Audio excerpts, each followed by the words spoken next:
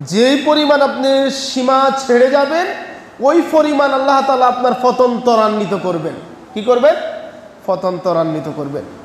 আপনি সীমা লঙ্ঘন যদি 10 কদম করেন আপনার পতনও 10 কদম এগিয়ে এসেছে। সীমা লঙ্ঘন হচ্ছে সবচাইতে বড় জুলুম।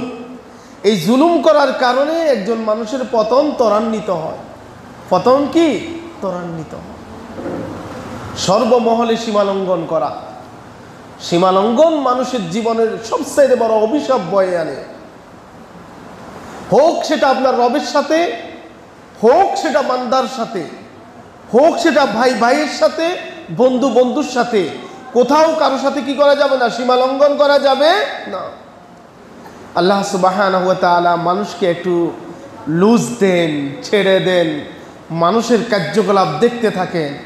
মানুষ মনে করে যে আমাকে আর ধরার কেউ নাই। এই ধরার কেউ নাই এটা যখন মানুষের মাথায় চলে আসে, মানুষ এখন যা ইচ্ছা তা করে ফেলে। সীমালঙ্ঘনের চূড়ান্ত পর্যায়ে যখন মানুষ পৌঁছে যায় তখন আল্লাহ তাআলা তাকে ধ্বংসের দ্বার প্রান্তে নিয়ে যায়।